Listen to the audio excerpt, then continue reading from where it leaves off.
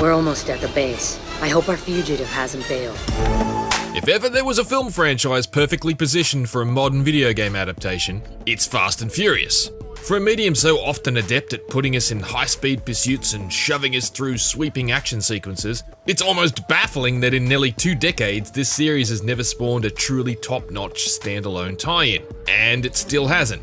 Fast and Furious Crossroads is short, shallow, and surprisingly simple, and it's nothing less than a crashing disappointment in virtually every department. Let's open up the nitrous and take them out.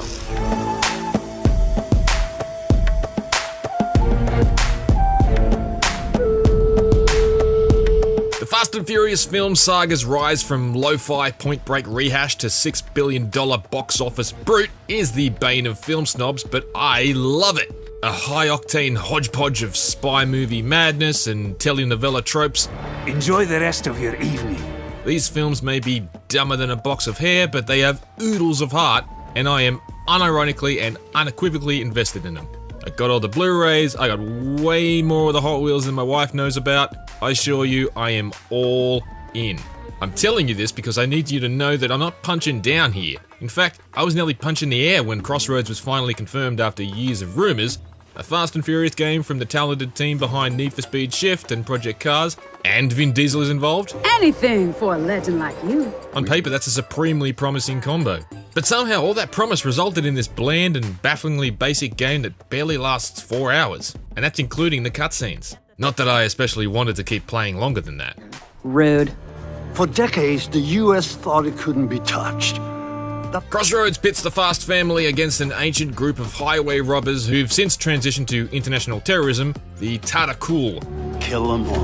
That sounds entirely on brand for a modern Fast and Furious tale, and for the most part, it works well enough. The vehicle selection is strong, with many plucked directly from the films, although the ones with harpoon guns and gaming routers bolted to their roofs can look a little goofy. Things don't get off to a particularly promising start though, and with the opening mission dropping you directly into the action without any introduction, the overly manufactured VO here between franchise stalwarts Dom and Letty feels like a jury-rigged solution for Kurt Russell's Mr. Nobody being off the table for a proper intro. It's like walking into a movie 10 minutes late. Yep, just like Mr. Nobody said. Eyes and ears everywhere. Crossroads then pivots to a trio of fresh faces, 2 ex-Miami street racers and an off-brand Spanish Liam Hemsworth, but despite their best efforts, Sonequa Martin Green and Asia Kate Dillon's Vienna and Cam aren't very compelling characters. It was a welcome respite when Tyrese Gibson's Roman finally showed up to inject some mild comic relief into proceedings. Tonight I'm running some huge op. That's inside a bad guy speak for operation. Alas, the game itself is no deeper than the new characters. Impressive. We've got company!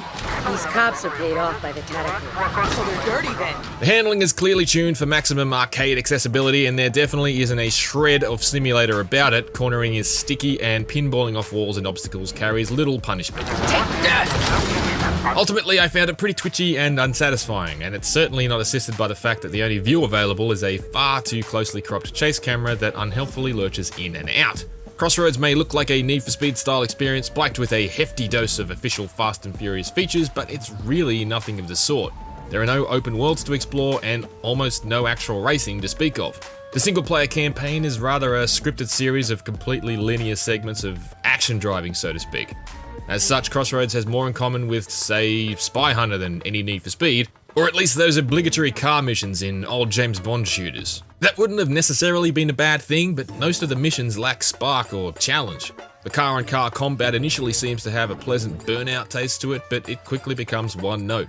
There's a whiff of Bond to the vehicle gadgets, but I never felt like I was aiming for anything, just clicking through button prompts and QuickTime events. Avoiding an avalanche or fleeing a collapsing mine may sound thrilling, but here you just mash the throttle and bounce your way to a straightforward escape.